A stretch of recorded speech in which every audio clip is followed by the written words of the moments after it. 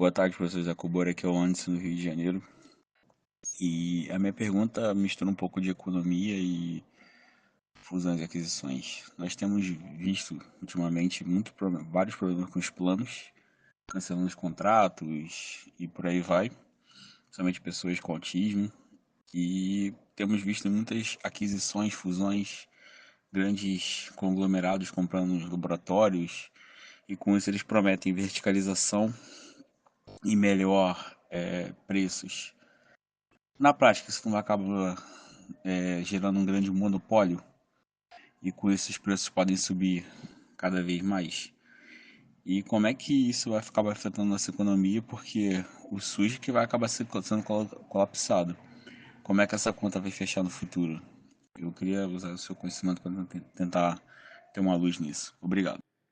Bem, Anderson do Rio de Janeiro, vamos lá. Vocês sempre, essas perguntas sempre, vocês gostam que eu responda aqui de forma técnica, já com conhecimento não só de macroeconomia, mas microeconomia, que é a parte de finanças, tá? De como as empresas pensam. E nesse caso em particular, eu tenho até uma boa experiência, que eu fiz muitas operações de fusões e aquisições justamente nesse segmento, tá? No segmento de saúde, de laboratórios de análises clínicas, análise por imagem. Então, de grandes clínicas, esses grandes conglomerados aí que hoje se formaram, né, de laboratórios de diagnóstico por imagem, eu participei de várias operações. Então, eu conheço bem e conheço a lógica por trás disso, né? Até porque também as pessoas falam: "Ah, você é acadêmico". Não, eu trabalhava e eu também dava aula sobre isso, tá? Não querendo ser repetido, só voltando, o IBMEC me chamou justamente para dar aula, porque eu estava no mercado, né? Eu fazia essas operações. Então, a disciplina que eu dava aula lá de fusões e aquisições era com essa visão da prática do dia a dia, obviamente com todo o arcabouço teórico. E também, no meu livro, tem um capítulo lá que eu falo sobre planejamento estratégico. Então, vou usar um pouquinho do que vocês viram, para quem já fez os cursos, para quem tem o meu livro, aquela parte que eu falo sobre planejamento estratégico das empresas, né? Então, na realidade, o que toda empresa quer, que eu sempre falo aqui, toda empresa quer ter mais lucro, melhorar a sua rentabilidade, melhorar as suas margens. Então, existe uma parte em planejamento estratégico que a gente estuda que chama as 5 forças de Michael Porter, que é muito simples de entender, que eu já expliquei aqui também em outros vídeos. Toda empresa está sujeita a 5 forças de mercado: o poder de negociação dos fornecedores, o poder de negociação dos compradores, ameaça de novos entrantes, ameaça de produtos substitutos e a rivalidade das próprias empresas do setor. Então, são essas 5 forças que pressionam a sua rentabilidade para baixo. Então, toda empresa, quando ela está pensando em fazer um planejamento estratégico, ela parte desse pressuposto que, obviamente, eu quero melhorar minha margem, quero aumentar o mercado, minha cobertura de mercado, meu market share, quero ter mais poder de mercado. Por quê? Quando você tem mais poder de mercado, você minimiza essas 5 forças. Então, quanto maior você for, menor vai ser o poder de negociação dos seus compradores, dos seus clientes, menor vai ser o poder de negociação dos seus fornecedores.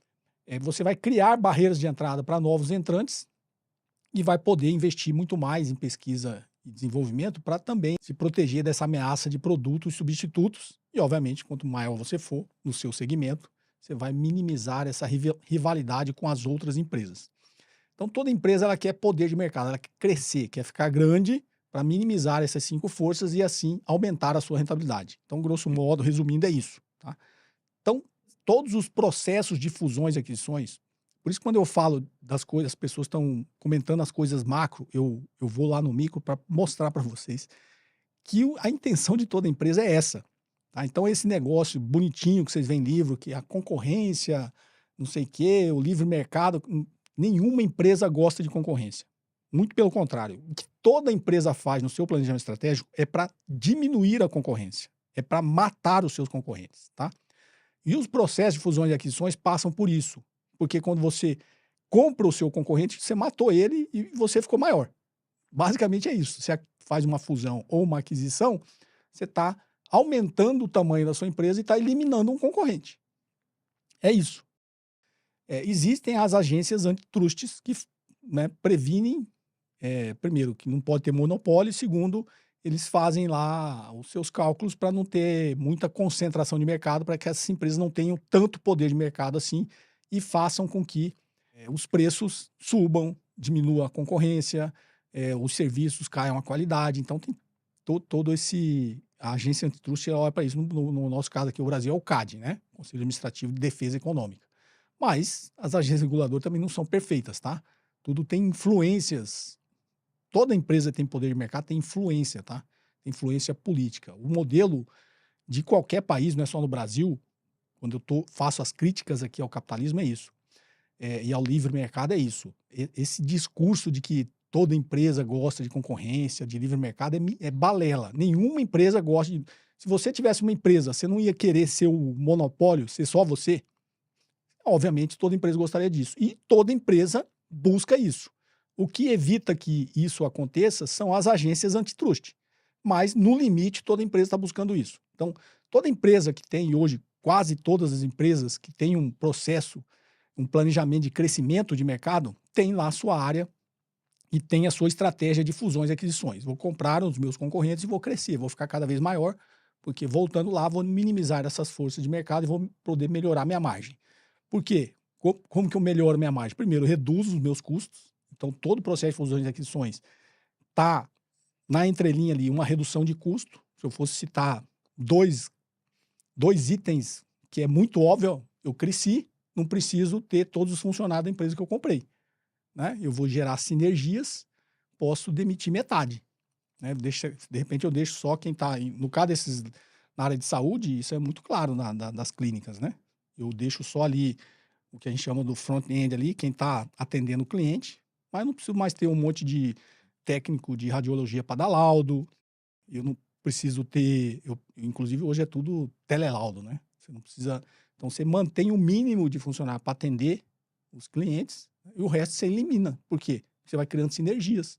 Você já tem uma estrutura dessa para fazer isso. Você não precisa trazer aquela estrutura de pessoal que está naquela empresa para dentro da sua. Você não precisa. Então, um processo de fusão e aquisições, isso está implícito.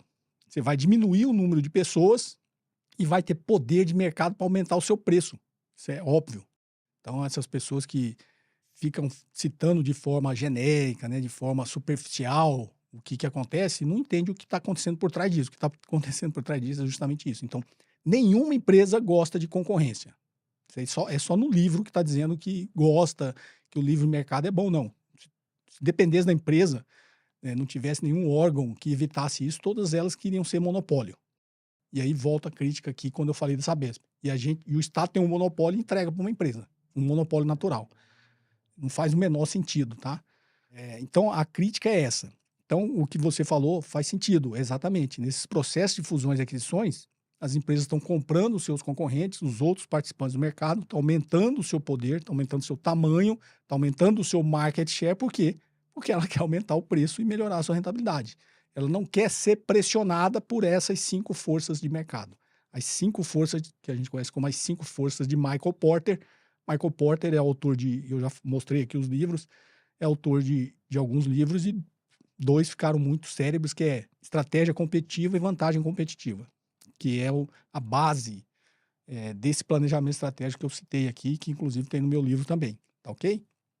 Então, infelizmente, nós deveríamos estimular ou evitar grandes atos de concentração. As agências antitrust estão aí, mas elas continuam deixando, elas não deixam ninguém virar monopólio, mas a gente vê a concentração de mercado em vários segmentos. Todos os segmentos, quando a gente fala da consolidação do mercado, todos os segmentos tendem a isso. Eu tenho um vídeo aqui que eu já falei também, que tudo tende à concentração. E eu não estou falando só do que eu sempre critico, que é concentração de renda. Se você deixar, a renda sempre vai concentrar cada vez mais. E no mercado, quando eu estou falando de empresas, também. Se você deixar, as empresas vão cada vez se consolidar e se concentrar cada vez mais em poucas empresas. Você pode olhar para qualquer país. Para qualquer país. Tem empresas que dominam o mercado. Então, esse é um modelo, e o que eu chamaria também de falha de mercado, que o Estado tem que estar lá, intervir e corrigir isso aí. E se deixar exatamente o que você está falando. Os planos vão crescendo o seu poder de mercado, podem cobrar mais caro, começam a prestar serviços piores, começam, no caso que você falou do autismo, né, começa a eliminar algumas coisas. Ah, mas isso depende da Agência Nacional de Saúde. Empresas grandes com poder de mercado têm influência. Eles conseguem. Esses lobbies que tem no Congresso Nacional, você acha que é para quê? Ah, vamos tirar essa e essa e essa doença lá do rol da ANS para os planos de saúde e não precisa mais pagar. Quem vota isso é o Congresso. Quem que você acha que está fazendo pressão no Congresso? É o grande capital. São as grandes empresas que estão lá fazendo pressão junto aos seus parlamentares para tirar esses serviços lá do rol da ANS, o plano de saúde não precisa pagar. Então, o seu raciocínio está correto, né? Se a gente deixar que isso aconteça, se o Estado deixar que isso aconteça, a tendência é os planos de saúde cada vez vão ficando mais caros, as pessoas que gostariam de ter acesso ao plano de saúde vão ter menos acesso, aqueles que já têm acesso vão ver alguns procedimentos e algumas que não vão estar cobertos mais pelo seu plano de saúde, ele vai ter que recorrer ao SUS e acaba pressionando realmente o sistema público de saúde, tá ok? Tudo isso é muito mais complexo do que essa superficialidade de opiniões na internet que você vê aí, tá? É muito mais complexo do que isso.